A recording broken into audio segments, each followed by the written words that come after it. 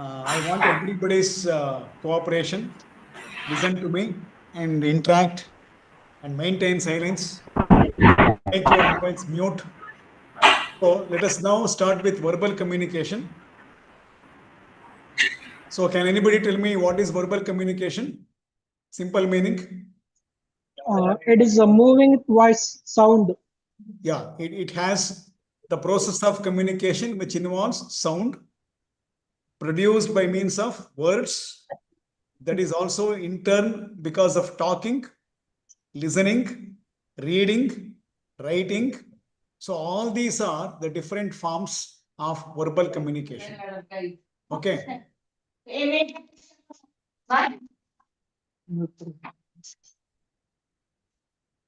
So here I have given you some points. I request some of you please maintain silence. No time, absolutely. It's a very big topic. So I have given you some points like this on verbal communication. It is oral or face-to-face communication. Oral means using of words by talking. Face-to-face means it need not be always face-to-face in the sense a sender and receiver need not be seeing each other. Now I am not seeing you at all, but still I have verbal communication with you. Then it is conveying information through speaking, listening, reading, and writing. So these are the 4 versions of verbal communication. So in classrooms, you can use these verbal communication media, recorded audio broadcast. So when students listen to some speeches or lessons or presentations, through radio, it is verbal, printed formats. I'll give notes to students, they read it. So that is once again verbal.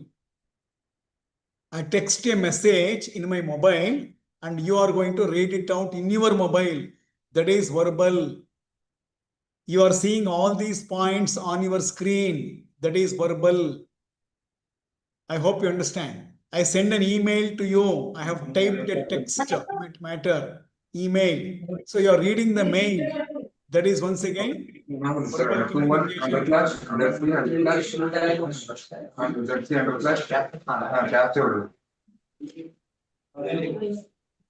See, people are not understanding. The very topic is communication. People are making noise. I do not know how to talk to them. Wasting our time. So 4th time it is happening like this in this group. And some are very good listeners. I am seeing them on the screen. And some of them are involved in doing something else. I am really sorry to tell you that there are a lot of barriers of communication here. And the flow cuts, and that adds to what? It's not a good communication between us. And if you give some verbal illustrations in the class, now these are all the points which you need to know. If you want to make your verbal communication more effective in your class, which may not have activities, it may make the student feel boring. So to avoid that, you should be able to give a lot of verbal illustrations. Like, for example, narration of stories.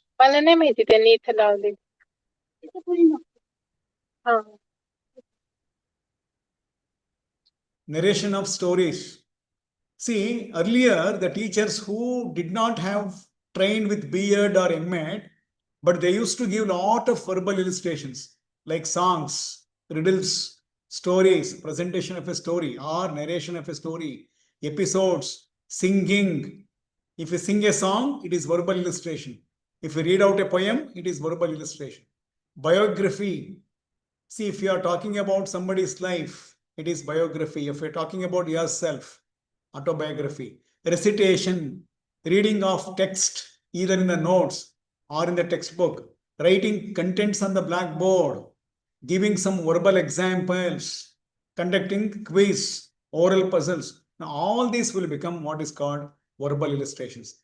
Please understand, you can make your lesson, which is of course a lecture or using lecture method.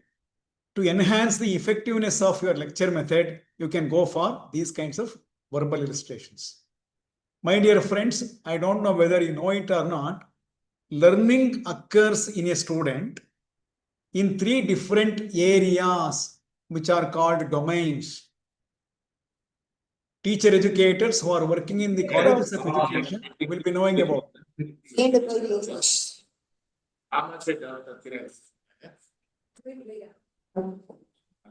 I should stop in between because I should stop. Look, still somebody is talking. They are not having common sense. They should switch off the mobile. I mean, make it mute. These are the teachers.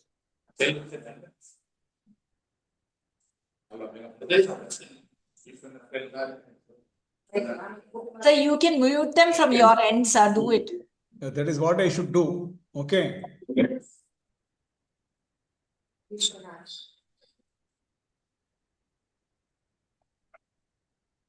So 3 areas of learning are there, which are cognitive, Chirag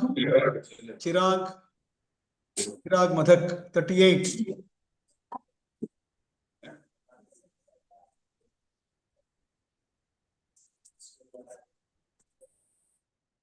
Okay, I have muted him. So there are 3 domains of learning in students. One is called cognitive. Cognitive, something which is related to brain, mind. Okay, something that is related to the mental abilities, recalling, recognizing, identifying. Okay, so all these are related to cognitive. Affective means something that is related to emotions. Then psychomotor means something related to skill. So these are the 3 areas of learning. And when you are taking a class, when you are handling a class, you should be aware of these 3 domains. How you should use verbal communication if it is cognitive domain. Cognitive means something that is related to brain, intellect, we say intellectual. So you can give a wonderful lecture. Presentation of a good lecture is also a communication skill. When you define something, for example, define communication. When you explain something, explain the process of communication. Clarifying with illustration. When you are giving some examples, you are making it still simpler, then that is once again verbal communication. Narrating a story, that is verbal communication. Affective means you communicate your emotions. Now I have communicated my emotions. I became angry when somebody is talking there. So I make them feel that I am not happy with them. So this is something related to affective domain. You narrate a story where one value is involved, sacrifice of a mother, and the child realizes how much sacrifice his or her mother is doing at home. So she starts crying in the class. So that is affective. You may motivate students. That is affective. You may praise them. You may show some kind of regards. You may accept their ideas. Okay, all these things are related to their affective domain. Affective means their emotions are worked out. Something that is related to emotions, attitude, okay, appreciations, values, interest. So all these things, they come under affective domain of learning. Based on, say, keeping them in your view, you should have verbal communication. So you should see however you speak in the class, it should bring in positive emotions. They should motivate him. Okay, they should create interest in him. They should appreciate the way you are teaching. Their attitude should be shifted. So keeping these objectives in mind, you should have verbal communication. So that is affective domain. Psychomotor means you should have an objective of developing a skill in them. So you will be talking in such a way that when you are conducting experiment, you should talk in such a way that they should coincide. They should club. there should be a blending of what you are speaking and what you are doing in the laboratory. I hope you understand. If you are a science faculty, you are conducting an experiment or you are demonstrating something in the class. So how do you speak when you are doing that? Now we call it lecture cum demonstration method. So, for example, you want to teach the drawing of map of your students. Then when you are drawing a map on the board, parallelly, how is that you are speaking to them? So you are displaying a chart. How do you have verbal communication so that they all look at the chart carefully, focus on that and understand everything? So dear friends, verbal communication plays a very important role when the child is learning in the class with respect to cognitive, affective and psychomotor domains. Now this is a very important component. Now I want everybody to know these things because around 18 to 20 people are there who are working in colleges of education and others may not be knowing it. Fine. So these are the three domains. I hope all of you are seeing that. There is something called cognitive domain in which you are going to make them recall, recognize, understand, apply, synthesize, evaluate. So all these things will occur in a very effective way only when you speak well. Affective means attitude, interest, then emotions. So all these things should be worked out only through your verbal communication skills. Then doing means psychomotor. That means you should speak well when you are showing something, displaying something, experimenting something, or demonstrating something. So these are the three domains of learning. And in all these three domains, you need to establish a very good communication skills, the verbal patterns. So what are the different parameters of verbal communication? Okay, I just wanted to show it for a while. Now, can anybody answer me this question? See, what care do you take when you are talking to students in the class? What are the essential characteristic features of a good communication skill? Unmute yourself and Clarity, Attention. clarity in communication. clarity in communication. Okay. Yes. Attention of the students. Attention, no, with related to verbal communication. Voice modulation. Preparation for before communication, sir. Okay, okay. Then Voice And knowledge modulation. required. Subject knowledge. knowledge. Subject Okay. knowledge. Eye contact. Okay. Swapna madam, anything else from your side? The skill of how we are giving out the knowledge, what or the content, what we want to My convey. question was, listen to me carefully, please. My question was, if you are applying verbal communication skills in the class, what characteristic features should be there which will make your verbal communication more effective? Interacting with the students, Okay, interaction, fine. asking questions and getting answers from them. Asking questions and eliciting Feedback, sir. feedback. Sarvamangala madam, Voice, sir. Sir, that's voice, very good voice. Voice modulation, sir. Very good, Pushpashri, good. Then, Involvement of student also. excellent. Meera, good, involving Involvement of students. student. Yes, yes. I want male teachers also to speak and interact with me. Most of the interactions are by females sector here. Fine. Let us move on to this. Look at this. Now, I want each one of you to rate yourself out of 10, how much you can give. Okay. So it's a self-test for you. It's an activity. Okay. Meera madam, are you ready? So all of you just be ready. I'll just tell you one after the other. How are you good? How good are you in that? Pronunciation. People say pronunciation. That itself is wrong. The actual word is pronunciation. So most of we say pronunciation. That itself is wrong. So pronunciation. How good are you in pronouncing the words? Out of 10, how much can you give? If 10 out of 10 is given, please tell me. Let me know that.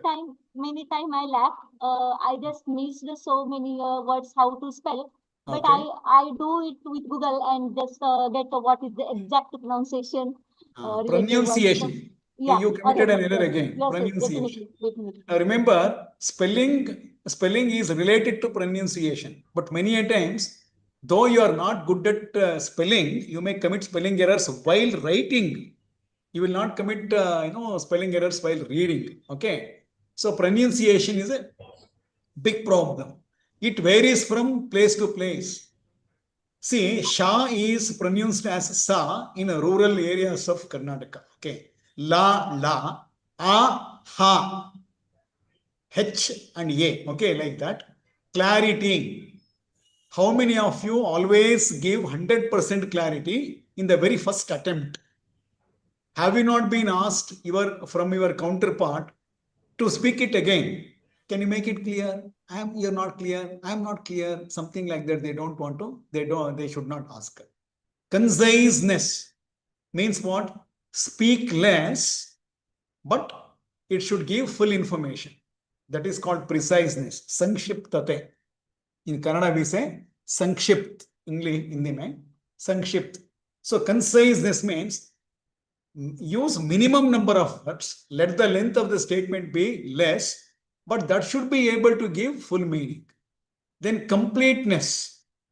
So whatever you speak, it should be complete. 100% information should be given. Vocabulary, the power of word, the knowledge of words, using of synonyms.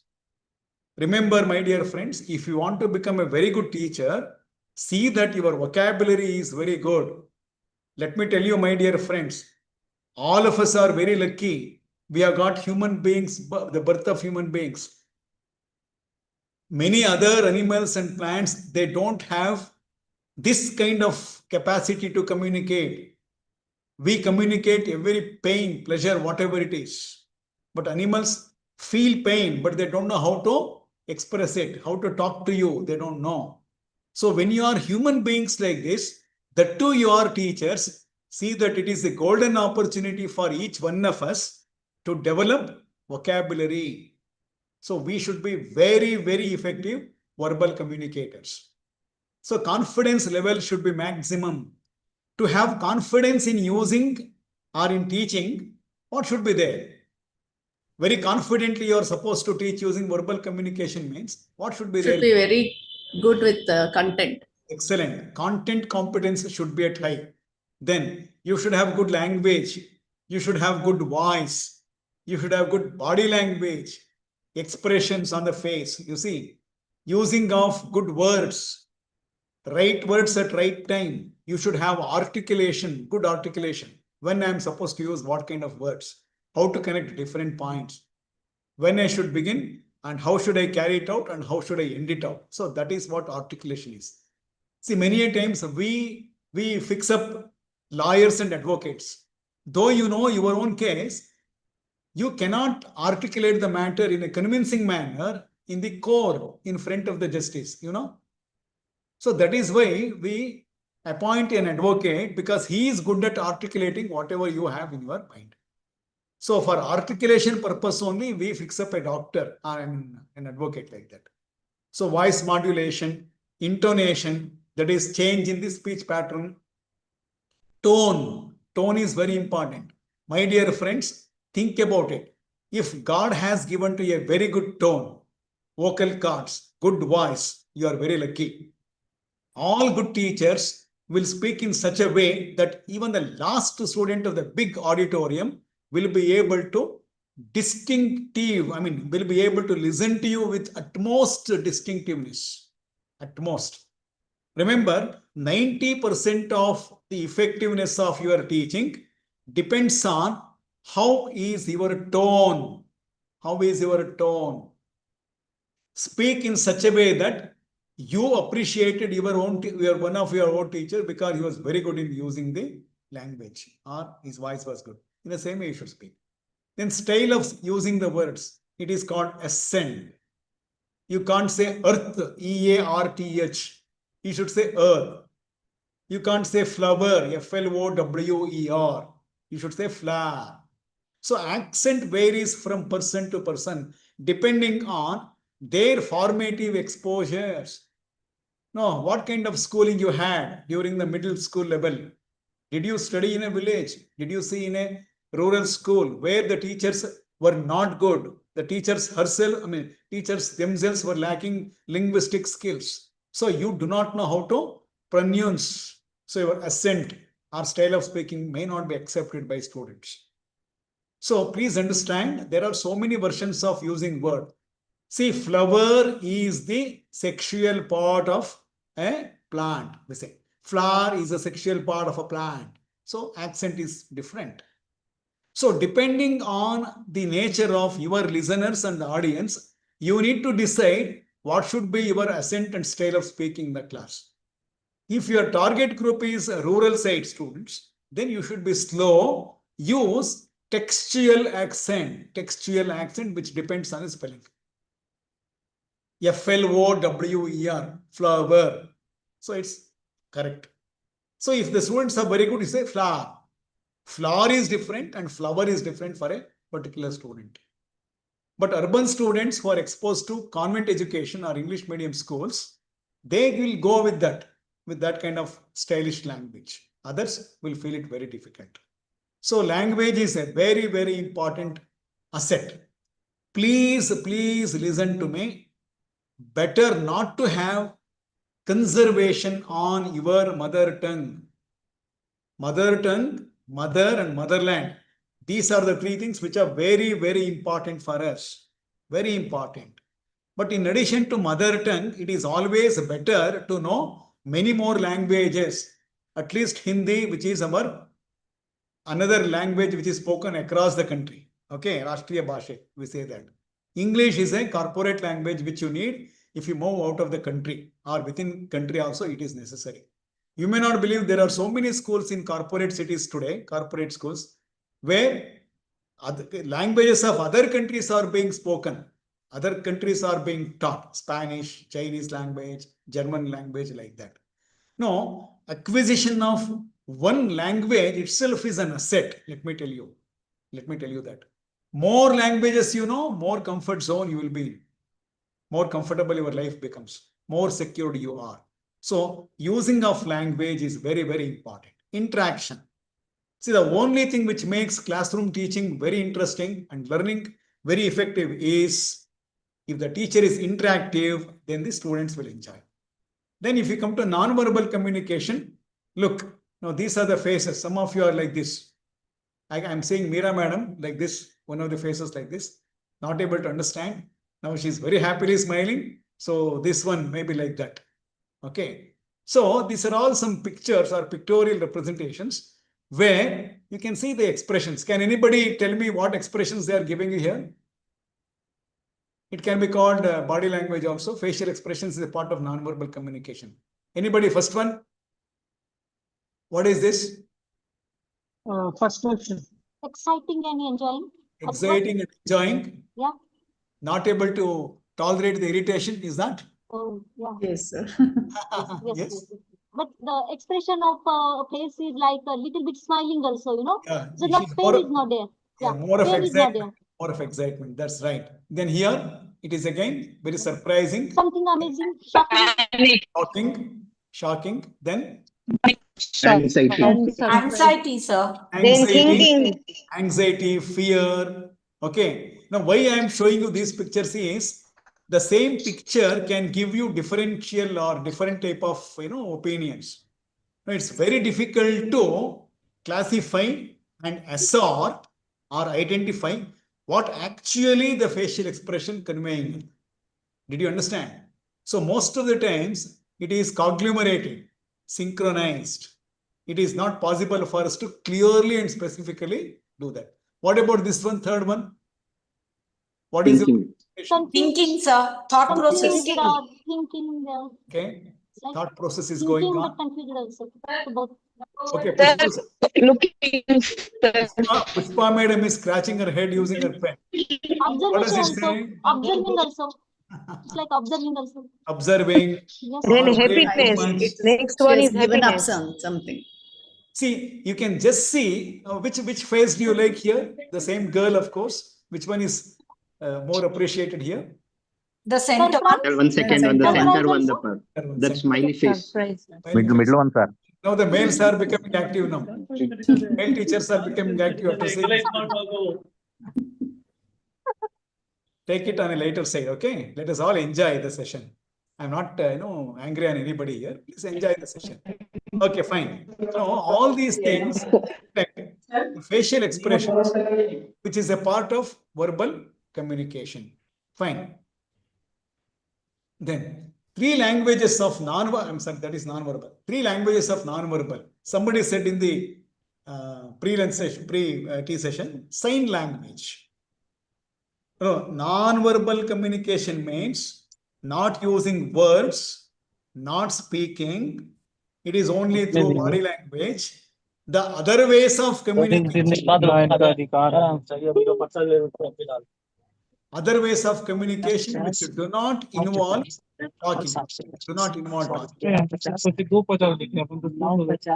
Somebody is talking. It's a please search. इससे एक बार में colour छूट जाएगा.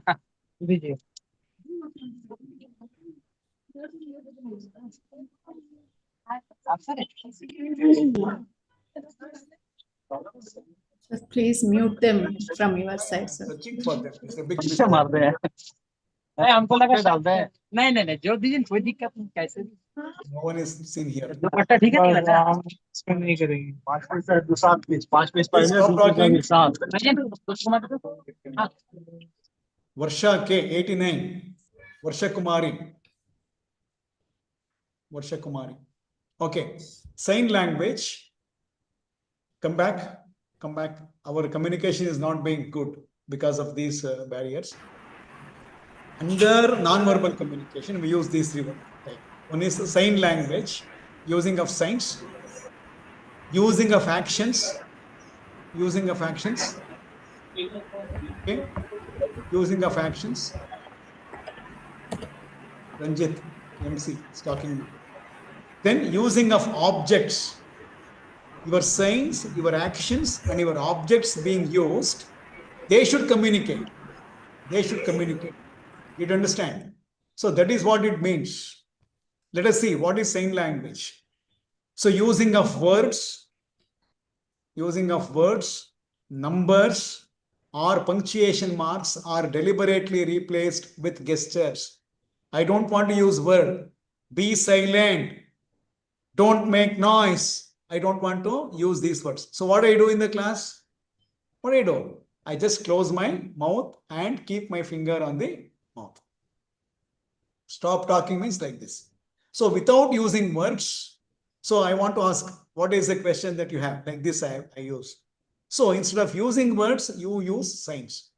Numbers, 1, 2. There are 4 types of forests in the state of Karnataka. Okay. There are 2 types of communication. So I'm using this like this. Punctuation marks. So when we write something, exclamatory mark we use, question mark we use. So these symbols will communicate what is called the words. So instead of using words, we use sign language. So like that it goes. Then next we have, you can see punctuation marks. Full stop means the sentence ends. Comma means temporarily it has stopped with a pause, it will continue. Question mark, you know very well, it comes at the end of interrogative statement, colon, semicolon, apostrophe, okay, round brackets, half bracket, full bracket. Exclamation mark means Ashcharya Suchak. I'll tell you one sentence, you write it down. I'll tell you one sentence. You please start writing down. Okay? Don't use any punctuation marks here. Are you ready now? Are you ready with a pen and paper? Yes, sir. Yes, sir. Yes, sir. Let me start. One simple 1-minute game. Woman, write down. Woman, comma, without her man, woman, comma, without her man, comma, is nothing. Woman, comma, without her man, once again, comma, is nothing, full stop. So how many punctuation marks are there here? 2. 3. Three. Woman, comma, woman, comma, next without okay, her man. without her man, comma, Comma, is and nothing, is full nothing, full stop. okay, 2 commas and 1 full stop. So how many of you accept it? Woman without her man is nothing. So I gave pause also in between. Woman without her man is nothing. Like this I spoke. So I gave 2 pauses because there I have used commas. Woman, comma. Then without her man, comma, is nothing, full stop. Woman without her man is nothing, like that. So how many of you accept it? I think all male teachers will accept it. Umesh, what do you say? No, sir. No, sir. No, sir. No, sir. No. So you are a very good man then, Ganesh. Okay. So can you change the meaning of the sentence by changing the punctuation marks? Change the punctuation marks, but don't Sir, change woman the without, verb. sir, woman without, Ah. her man is nothing. Okay, Ganesh, right. Okay, then anybody? Change the meaning of the entire statement by changing the punctuation marks. Now I should have shown it on the screen. I just, I thought it's taking time like that. So I did not use it. Sunita? Number 12, Sunita madam is what? She wants to speak? Sir, like that punctuation and all, I am writing and finding out, sir. Since it is not on the board. Okay. No, you write. You take your book and write. So the statement given was woman, comma, without her man, comma, is nothing, full stop. So can you change the meaning of the entire statement without changing the words, but by changing the punctuation marks? He is nothing, question mark. No. Sir, Woman woman without her Ah. man is nothing. Okay. Half correct. Still, can you make it much better? Sir, woman colon. No, colon will never come. Okay. Okay, can you replace it by something else? You can see on the screen. Which one do you want to put it there? Woman, after woman. Which one want to use here? One mark is there on the screen. See the screen. If women are unable to do it, I don't think it is good for them. Colon. I will use colon after woman. No, Without her, man is nothing. No. Meera, try karo aur ek baar. I will use colon Exclamation after mark woman. is more. Bharti madam is correct. Dr. Exclamatory mark. So Meera is not using exclamatory, means she is not a special girl. Okay. So woman, after that you use exclamatory mark. That means what? Woman is somebody who is very good. Okay, exotic, surprising, beautiful, or something special. Woman. Without her, put a comma there. Man is nothing. Without her, put a comma. Man is nothing. Look, no, this is the power of punctuation marks. So if you are a language teacher, use all these illustrations so that the students will understand how to use and when to use the right and appropriate punctuation marks. So punctuation marks are nothing but the means of sign language. Look at this. Okay, these are all conveying different things, So love symbol of love is always now very famous these days. 1, 2, 3, 4. If you are fail, like, see, you are showing the downward thumb, upward thumb here. You can see, what is this? Upward thumb? Yeah, very good. That's right. Fine. What is this? What is this? Have you shown it to somebody? Punching. Sunita madam is using it quite frequently. No, it is punching. Fine. Then, do you know what are these things there on the right side? Sheila madam? Loser. This is what does it indicate here? This one? It is fine. Which one, sir? After You are using punching my is cursor. loser. And Excellent. third one is thumbs up. It's nice, beautiful. So how is the samosa? How is the jalebi? Very Excellent. Nice, beautiful. Nice one. What about this? Good. Okay, Fine. okay, done. Okay. Done. So each one being aware or unaware, consciously or not with much consciousness, we keep using all these things. Look at this sign language of alphabets. Very interesting. How is A shown? You have seen special, newsreaders for special people, deaf, dumb people are there. No, for them the news. Mudras. Okay. So mudras. It is not mudras here. It indicates the letter A. Look, B, C, right? D like that. So here, instead of using alphabets, we are using signs of palms, signs of fingers, like that. From A to Z, each this one is different, you see. One is not being repeated parallelly or superimposed here. Okay, one is not parallelly going on. B and E are little bit confusing. B and E. B and E. No. It is all these four fingers are straight up here. Okay. But here they are folded. Okay. They are folded here. Okay. So like that. Fine. Let us move on to non-verbal communication, sign language. You can see some other. I want each one of you to read a book written by Alan Payne. Write it down. Alan Payne. The title of the book is Body Language. Okay. Alan Payne. This book is world famous. Even on online you can have that. So these are all various gestures used by us. The next one is action language. So what are these people doing here? They are walking. Isn't that? And here they are playing. Here they are enjoying their dance or something like that. So even pictures will show what action is being performed, which indicates what is that they are doing. So that is the power of action language. So object language, that is once again one more type is there. Object language means sometimes we use objects to indicate something. Can anybody give examples of objects being used? When you see an object, you should understand something.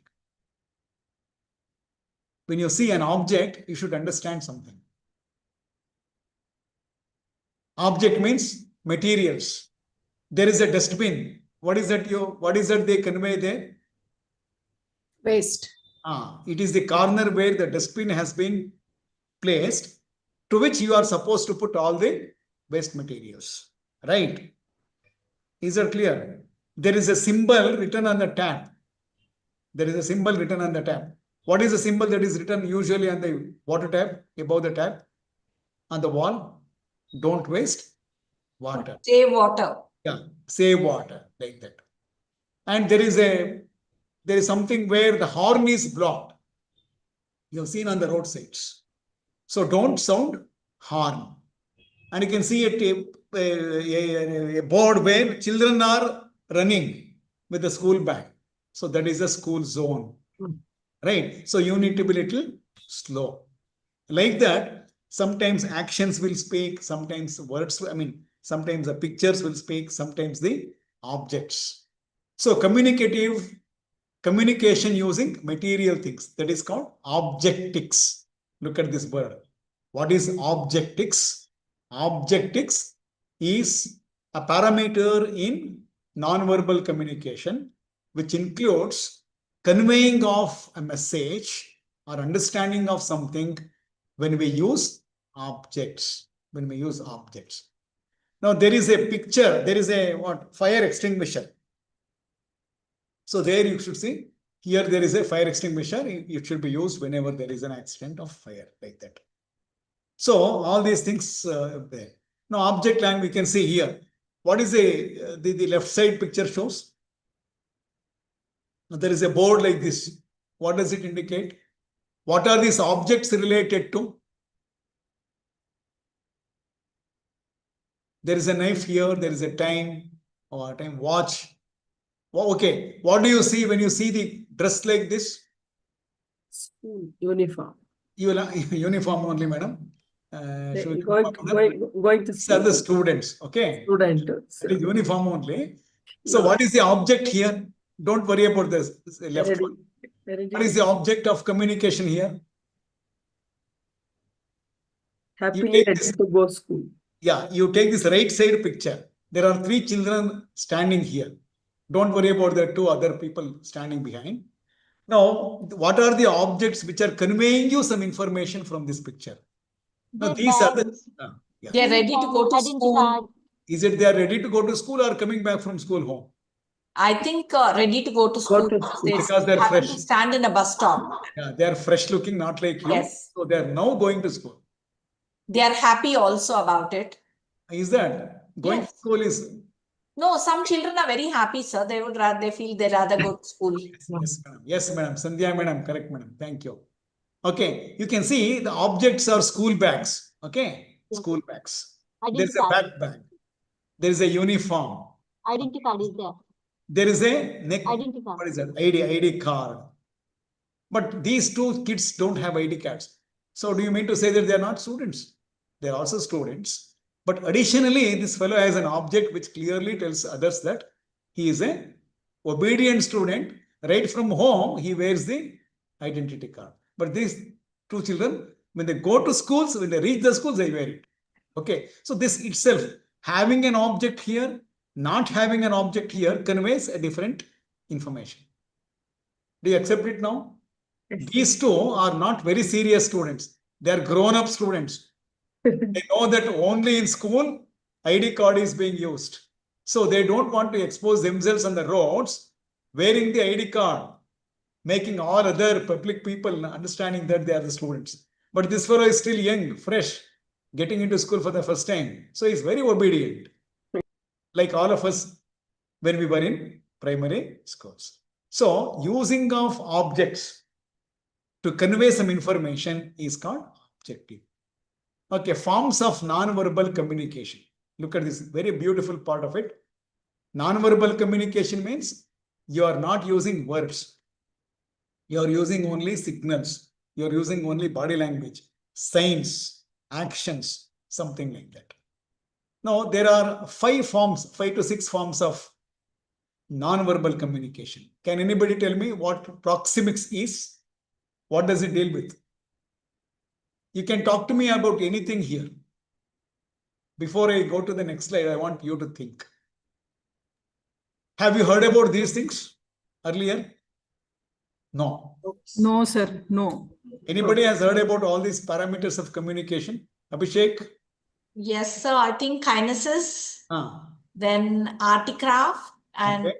haptics. I think I've heard. Haptics. Haptics. Haptics. Called haptics. Okay, now if you know anything about any of these things, you are welcome to speak for about a minute. So what is proxemics? What is proximity? ಬೇರೆಯವರ ಪರವಾಗಿ ತಾವು present ಮಾಡೋದು. ನೋಡಿ, ಯೋಚನೆ ಮಾಡಿ madam. ಯಾರು ಮಾತಾಡ್ತಿದ್ದೀವಿ ಈಗ madam? ಶಿವರಂಗಮ್ಮ. ನಮ್ಮ ಶಿವರಂಗಮ್ಮನವರಾ? ಎಲ್ಲಿ ವರ್ಕ್ ಮಾಡ್ತೀರಿ ಅಮ್ಮ ನೀವು? Harihara sir. Okay, ma. Thank you so much. Proxemics andre ಏನು? What is proxemics actually? Proxima, proximal, proximity. Proximity talks about distance. Do you talk to people who are very close to you, standing in a distance, or do you go very close to them and speak? No, I think you maintain a distance and space. So do you maintain the same space and distance with everybody? No, it's very different. Yeah, when you see an intimate friend coming to you after 1 year, Yeah. okay, so you open the door and she comes. You are all childhood friends, good old days you had. So how do you talk to them? Do you maintain some space and distance? No, we hug them and then, you know. We hug them, we close. In fact, there is no space between us. Is that? No space between them.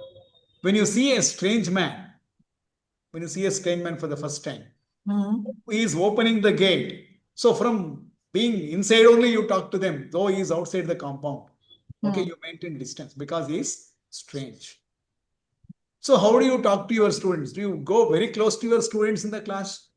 Or do you just keep standing on the stage and all the students are down the stage? How many of you keep walking through the class? No, I think we walk through the class, sir. Very good. It's very important. Very important. I walk through the class. Very important. So here, the students, when they see that the teachers are coming close to them, there are two things which are operating in them.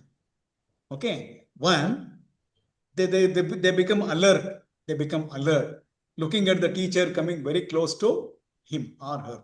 Second, they may feel that the teacher is coming only to meet me, to talk to me only, or she may ask a question, or she may raise an objection.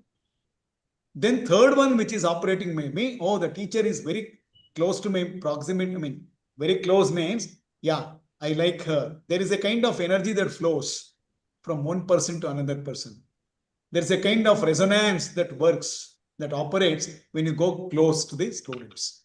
So that should be, that is called proxemics, but there should be right intention of maintaining space and distance. So proxemics speaks about the maintenance of distance and space when you are talking to people, especially in non-verbal communication.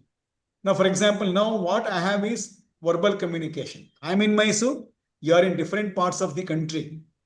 So now I can't talk about proxemics. There is nothing called distance between me and you. Each one is having a different kind of distance from me. A man from Shimoga is around 260 kilometers or 220 kilometers from me. A man from Jharkhand is around 2000 kilometers away from me. But in case of verbal communication, the tool when we are using electronic media, there is nothing called proxemics. Abhishek. Okay, fine. What is kinesics? What it would be? Gestures, Kinesics. Okay, very good. Gestures. conscious body movements. Body language. Body movement. Yeah, where victory, we show the victory symbol, we say thumbs up. Yeah. Using of different body parts Yes. to convey information. So kaine means movement. Kinetic means movement. Sometimes the whole body moves. See, I would move from the board to a student. I would move from the demonstration table to my student. Or I can come back to the board. I can go to the window. I can go to the door. Right? So kinesics means something that is related to movement dimension of non-verbal communication. Then what would be chronemics? Please don't take the help of Google. Try to use your mind. Let the answer be original. Let the answer be wrong. I've seen people using their mobiles. Okay. Going to the Chrome, searching for the word meaning. No, please don't do that. You're all students now. Okay. Chronological. Somebody said time. That's right. So timing dimension when you are using for non-verbal communication. Timing aspects of communication. Then paralingual.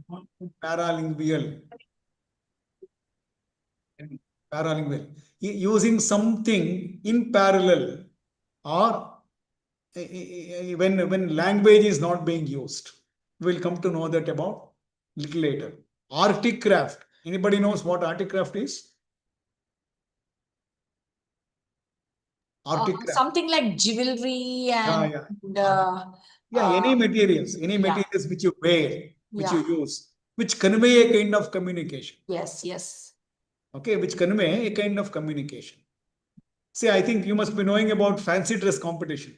Yes. Where children wear different types of dresses, have different types of objects on them, so that without speaking to others, people will understand what is the role he is playing.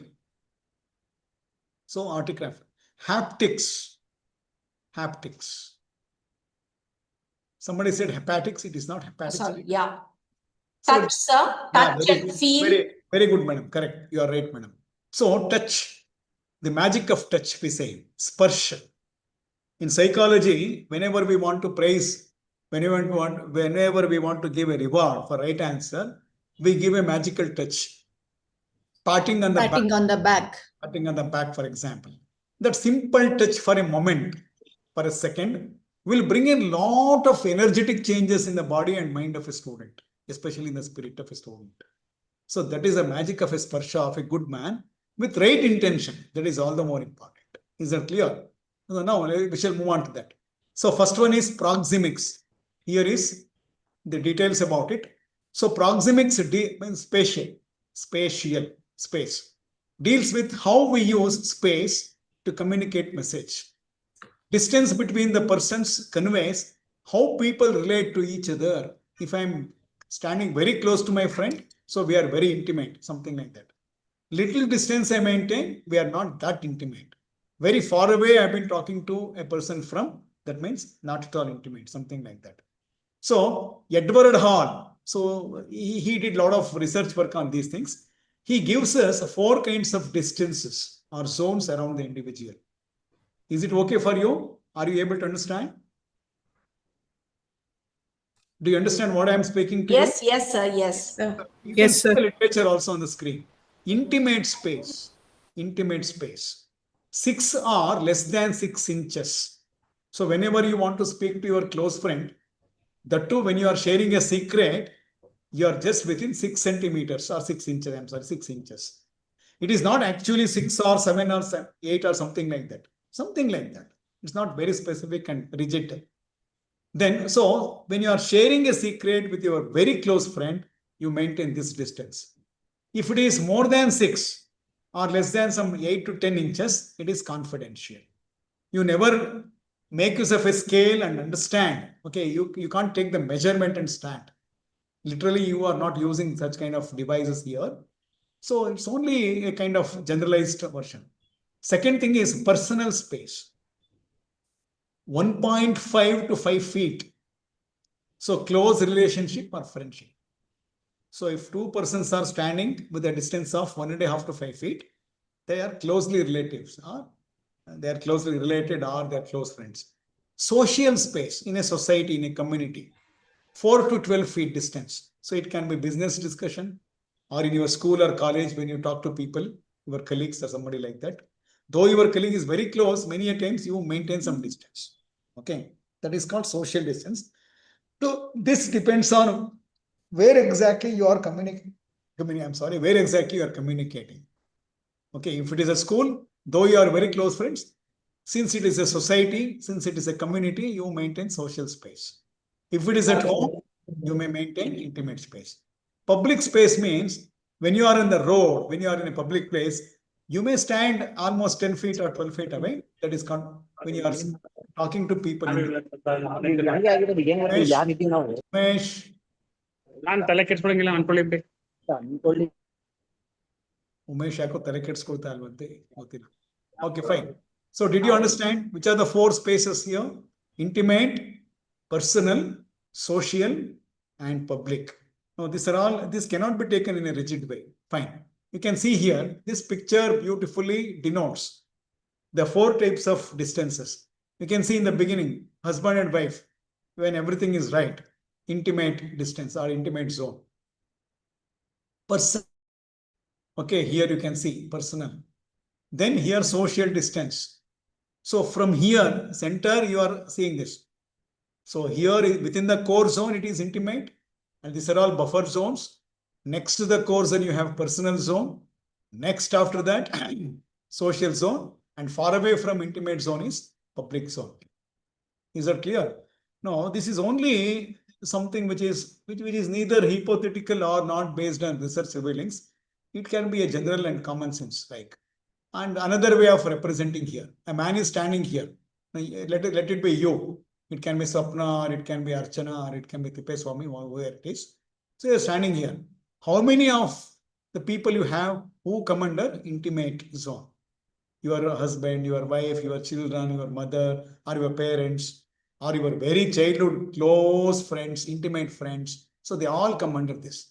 Personal means little away. Functional. So keeping in view your work to be done with others. What is your work? What is the function that you are operating with? Like, what is your role? So that is a functional distance. For example, I want to show a demonstration on the demonstration table. So that distance is called functional distance. Social distance. So when you are living in a community, when you are moving in a corridor, when you are moving in a playground, it is social. Then superficial means with some unknown people or with somebody who you know, but you have not seen, that is superficial. Anonymous means, sometimes we come across people whom we do not know. So that is the far off distance. So this is how diagrammatically this can be represented. So kinesics, let us come to kinesics. As somebody said, it is something related to movement. So founder of this particular school of thought, I mean, not school of thought, its concept is an American anthropologist, Ray Birdwhistell. Kinesic communication is all about communication through body movements. Madam said, so it is something related to gestures, then movement, body language, facial expressions, showing of emotions, eyebrow movement, nodding of head, something like that, such as gestures and facial expressions. It is all about non-verbal behavior using any part of your body. Any part. So imagine how you teach in your class. It also includes communicating using the body as a whole. Sometimes the whole body, sometimes some parts of the body. Popularly, it is called body language, you must be knowing. So you need to have a very effective body language, which is spontaneous. Let me tell you that. It should never be artificial and fake. Your body language should be always constructive, spontaneous, and it should all coincide with your verbal communication. So there should be a blending of timing and the action between what you speak and how you are showing it. So believed to be an intelligent way of communication. So this is about, okay, you can see body language of different people here, right? I'll give you 1 minute. And there is a concept called in psychology, personality. You can't say cover up your personality because you will be always using your facial expressions and body language. You can't protect yourself. You can't hide yourself. Persona means mask. So personality is with respect to how you show yourself to others. There is a new skill called impression management. I'm working on that particular skill these days. In case of impression management, you need to be very conscious about what impression that you are creating in the mind of somebody who is listening to you, somebody who is with you. Now, I do not know what impressions I have created in all your minds. 80 persons, 80 brains and 80 minds. So in some people, I may be good. For some people, I may not be good. For some people, I may be looking very harsh. So for some people, it is boring. For some people, it is very interesting. For some people, it is same as you knew all these things. For some people, it may be new.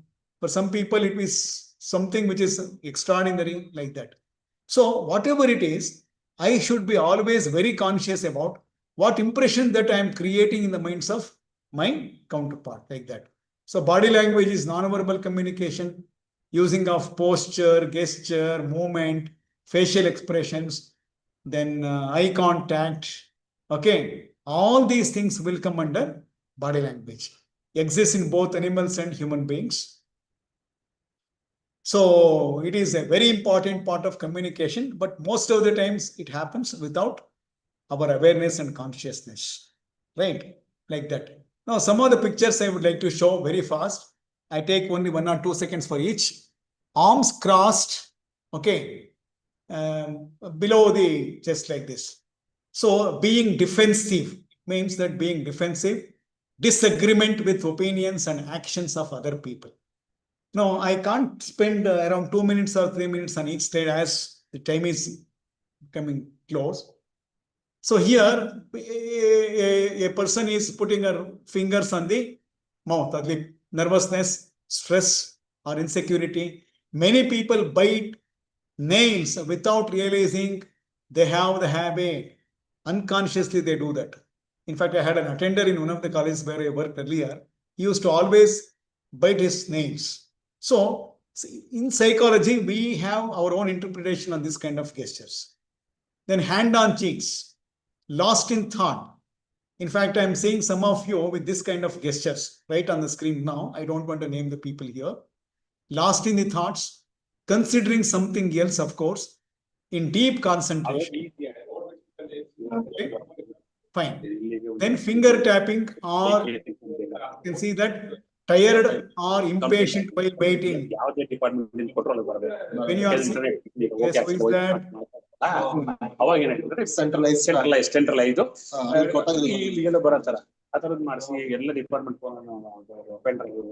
ಏನೆಲ್ಲ ಪಕ್ಕಾ ಮಾಡಿ Able to mute them because lot of suggestion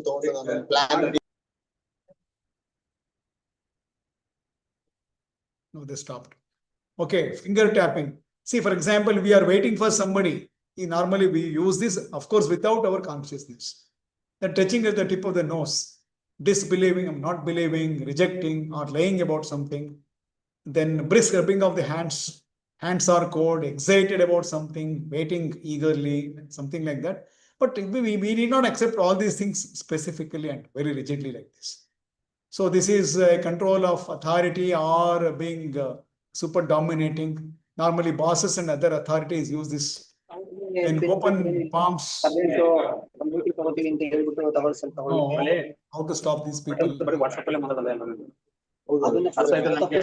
from Karnataka, they are doing it. It comes from the writing or even as the documentation part.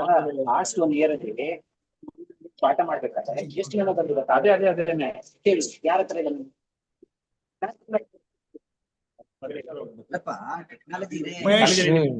Umesh BM, I do not know. 101 Umesh BM.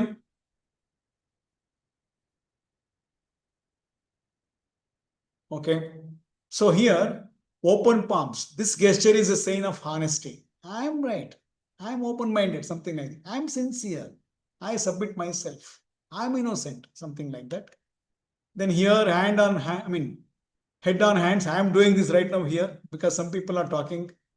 The body language meaning of this gesture may be that of boredom, being upset, being ashamed, does not want to show their face, like that. And locking of ankles, sitting or standing. See, all these things are shown to you to make you aware that most of the times you keep using one or the other, either in the class or in your staff rooms or in the parents meeting somewhere like this. Stroking the chin or beard, this communicates that one is in deep thought in decision-making process, trying to make a decision, remains indecisive about something, not accepting. Head nodding, this gesture usually signifies agreement, being submissive or accepting whatever others says. Lint picking, you can see her right hand searching for a lint in the cloth. Actually, it is an imaginative thing. So when she feels insecure or something like that, or finding some reasons, normally we do what? We make like this, picking of imaginary lint on dress, disapproval of the attitudes of opinions of others. Then catapult posture, this is relaxed after the session is over. And once the match is won, we use this kind of it. Then lowered head, being submissive, shy, having shyness, feeling ashamed, timidity, keeping distance from another person, showing disbelief or thinking by yourself. So more examples of body language here. I have got a beautiful big list of it. If you are standing straight with shoulders back, you are feeling confident. One-sided head tilt, listening with interest. Some of you are having tilted heads. Right now I am seeing that. Then overly tilted head, sympathy, playfulness, something like that. Looking down, away from the body, guilt or shame. Standing, hands on hips. Standing and hands on hips. So readiness or being aggressive. Shifting of weight or foot movement. That means you are impatient, you are nervous, you are excited. Then sitting, legs crossed, slightly kicking the foot. So you are boring. In the sense, you are feeling boredom. Like that, there are many here. Then kinesics means it is something that is related to movement. Facial expressions. Remember, facial expressions are very, very important. Movement of eyebrows, movement of muscles of your face, movement of the muscles in the forehead region. Okay, so all these things, they come under facial expressions. Then posture, how you stand. See the angle of standing, posture. Body movement, how do you move? Again, in body movement, there are two types, micro movements and macro movements. Sometimes the whole body moves. You are moving from the stage to a student. You are moving from your place of sitting to the board. You want to display something, you will move there. You want to show on the screen, when you are using PowerPoint presentation, you move. So the whole body moves like that. Gestures, what expressions you are showing using your whole body. Gait. Okay, something like eye contact, visual bridge. Then haptics. Haptics means how you give sparsha going to students. So you can see facial expressions here. Right? So then postures. Look here, you can see here, the first man is being nervous here. Then hiding something, but what? Then here, confident outlook. When you see, whenever we teach interview skills related to interviews, we want to have a person like this. Then insecure. Then lying something. No, there you can't take them very specifically and rigidly.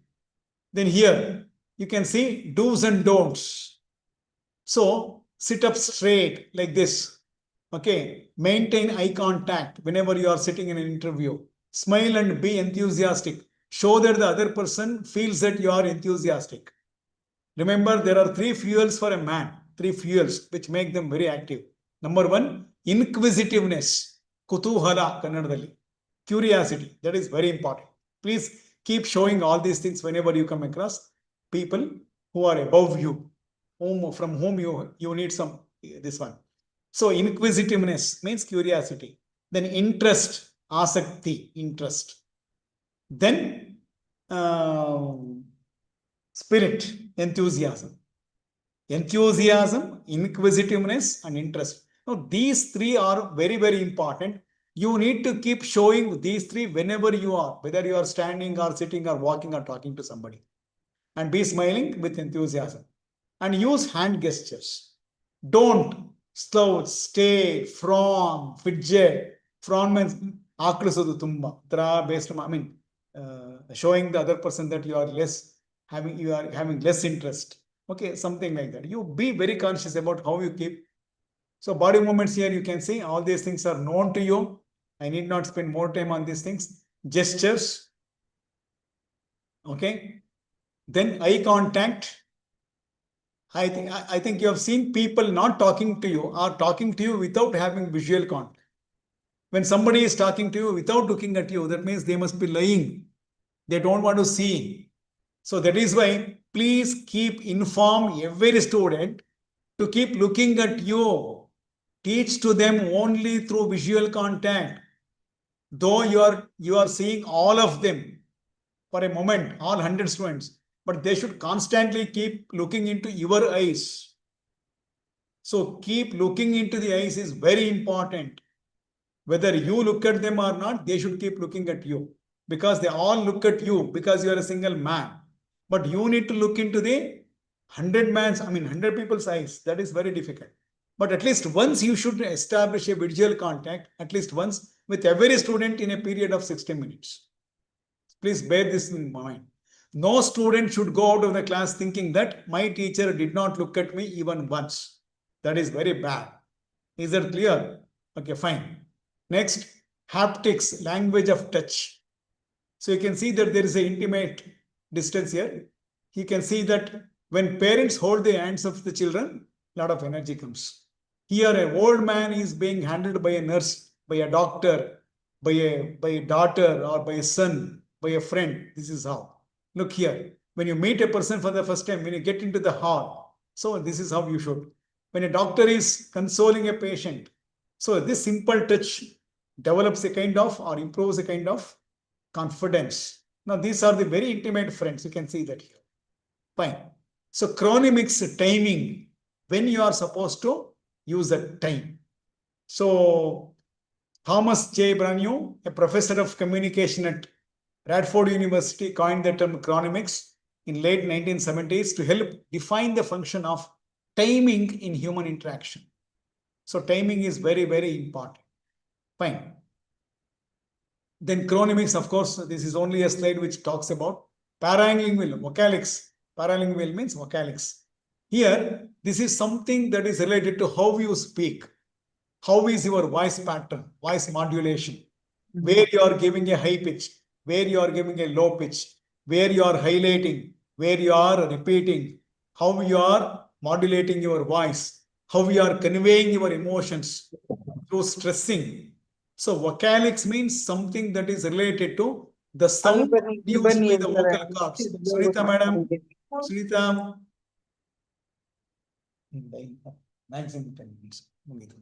So did you all understand? Vocalics is nothing but the sound aspect of communication. So you need to take care of these things. Almost time is coming up. Another 10 minutes maximum I take. Actually 5 minutes left. Now intonation pattern, change of speech pattern, voice modulation, pitch of the voice. Who is talking there? No, this is a high pitch voice. I am very happy about you. This is a low pitch voice. Stress. Stress means how much of weightage you give to a word. Look, give to a word. I said word. I just paid stress. There are there are 206 bones in the human skeleton system. I gave a lot of stress on 206 bones. So you need to give more stress on important keywords. Intensity range, rhythm. Rhythm means how rhythmically you speak. Tempo, the kind of spirit that you have. Articulation, when to talk, what to talk, how to connect the words, what should come in the beginning, how words and sentences are connected logically. Control, I need to control my voice depending on the distance in the class and the number of people. Resonance, so how I am connected to my student's mind, my student's heart through my voice. Vocalization, what kind of effect that I am going to give to my voice. Saying, yelling, yarning, laughing, crying, saying means nittu in Kannada we say nittu something like that. So all these things are coming under vocalics. So barriers to effective communication. So physical barriers, distortion, noise, overflow of information, talking more, and the people talking together at the same time. Then barriers of message. The message is not correct. Message is incomplete. Message is not having clarity, something like that. Medium related barriers are there. So many a times network is not there. I am not able to hear you. There is disconnectivity in between. Then long communication chains. I should reach many people across the chains. So that is also a barrier. Problems of reception. You may not be able to receive. It becomes one way. Lack of interest. Some of you may be having lack of interest. Some of you may be having lack of knowledge. Lack of communication skills. Conflicting message. Conflicting message. All male teachers are inactive. Female teachers are active. Now this is a conflicting message. An example. Emotional distraction. So I am not happy about you because you people are talking in between. So I am disturbed by my angry. The information overload. If I give more and more information, though it is not required, that is also a barrier. Misinterpretation. Differential language. Accent is different. Say for a North Indian, my accent may not be good. For persons from Northeast, our English may not be good. Their English, the accent may be different. Something like that. So these are all the barriers. So active listening skills are very important. Most critical. So active listening is very important. Otherwise, you are not able to be a good teacher. Listen to your students. Make them listen to you, not just hear. So hearing is physical, which involves only the ear. Then listening is physiological, which involves even the brain. Okay. So importance of active listening, it helps you build connections, build trust, solve the problems, understand others. Then all these things are very important. So types of listening, effective and ineffective. I'm sorry, another 5 minutes. I just run through the slides. See, effective means something which is effective. Listening is effective. Comprehensive listening, understanding fully. Discriminative listening. That means I am focusing only on whatever I want and others I don't want. Empathetic listening. Okay, the speaker is listening, speaking to me. Let me be empathetic with him. Let me listen to them. Otherwise, he feels bad. So that is empathetic. Critical listening. Only from the point of critical thinking, understanding what actually is that, to analyze and to interpret critically, you will have critical listening. Appreciative listening means I want to appreciate because I like the person, how he sings or how he talks. So appreciative listening. Full listening, whatever it is, however it is. Reflective. I want to repeat whatever you said. So from the point of repeating at the end of your speech, I need to listen to you. Ineffective means selective. something is being heard, something is being not heard. Partial means only some part of it is heard, other dimensions which we have ignored, biased. I don't like the person, so I am not listening to him purely. False listening, because of say improper intonation, improper language, there is always a wrong listening or false listening. Then key verbal active listening includes all these things. I don't have time to speak to you. Paraphrasing means, see, come to the conclusion, take only the extract of it. Extract means I spoke for about 2 hours, but all these things are condensed and spoke to you for about 2 minutes. Asking open-ended questions and probing questions at the end. Providing short verbal affirmations, saying good, very good, yes, next, like that. Expressing empathy. This yes is not there. Empathy means showing that, yes, we are hearing you, madam, don't worry, please continue, like that. Hearing similar experiences, sharing, I'm sorry, yes is missing here. This yes should be here. Sharing similar experience. Yes, madam, even I had the same thing, like that. When you say that, they feel that you are listening to them. Recalling previously shared information. Yes, madam, last week also you had told the same thing. You had given this example, means you are giving active listening, this thing. Non-verbal nodding of head, smiling, maintaining eye contact, okay. Then avoiding distractions to communicate, to focus and understand. The last 2 minutes, importance of channels of communication, all these things. There are conventional means of communication education. Earlier we had only this verbal speaking, written on the board or in the notes. Non-verbal, that is body language and other things. Bulletin boards and notices we used to have.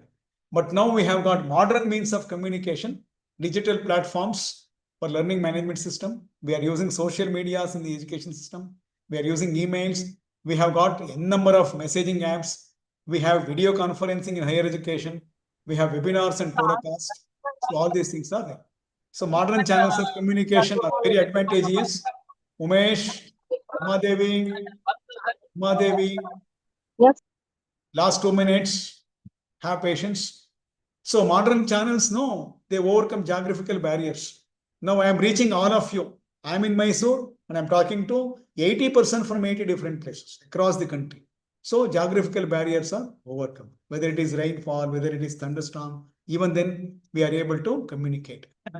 Then facilitate real-time interaction and rapid feedback. See, straight away we can ask for the feedback here. Like that, there are so many advantages of modern channels of communication. And these are the advantages, benefits. Improved accessibility. We can reach anybody at any point of time. Last 1 minute. Enhanced engagement. We can involve everybody only 1 minute. Then real-time communication means actually at right time we will communicate. Flexibility and convenience. Then global connectivity, all these things. And all of you are very happy now because this is last slide. Thank you so much. I have taken 5 minutes more.